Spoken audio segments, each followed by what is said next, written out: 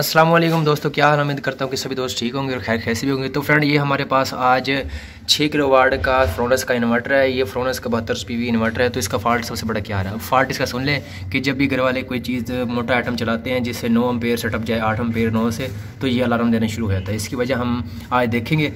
तो चले हम चलते हैं अपनी इस वीडियो की जानिब। तो सबसे पहले हम क्या करेंगे, इसका बैरियर दबाएंगे और इसकी थोड़ी सेटिंग चेक करेंगे।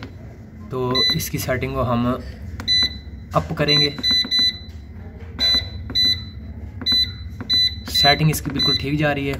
तो फ्रेंड ये देखें इसका मसला क्या। हाँ, तो ये देखें मुझे इसका फॉल्ट मिल चुका है। इसके 220 वोल्ट ये आउटपुट निकाल रहा है। तो सबसे पहले हम इसको करेंगे क्या, हमने इसका मेन्यू पर जाना है। मेन्यू पर जाके हमने अप के बटन से जाना है इसके वोल्ट सेटिंग के अंदर। वोल्ट सेटिंग के अंदर हमने कैसे जाना है, तो सबसे पहले देखिए हम 10 नंबर की सेटिंग पर आ गए हैं। ये देखिए 220 वोल्ट इसका आउटपुट है। तो हम इसको 220 वोल्ट आउटपुट को हटाने के लिए फिर हम मेन्यू का बटन दबाएंगे और अप कर देंगे।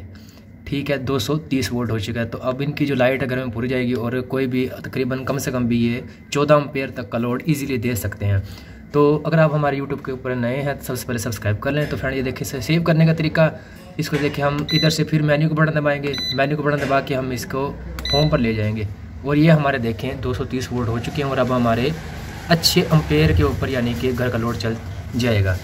तो कैसी लगी वीडियो हमें कमेंट में ज़रूर बताएं और कोई मसला मसाइल हो तो हमें कमेंट करके आप पूछ सकते हैं। तो नीचे हमारा व्हाट्सएप नंबर दिया गया है, तो डिस्क्रिप्शन में भी हमारा नंबर दिया गया, उसमें भी आप जाके हमसे रब्ता कर सकते हैं। तो अगली वीडियो के लिए हमें इजाज़त दें। अल्लाह हाफ़िज़ फ्रेंड।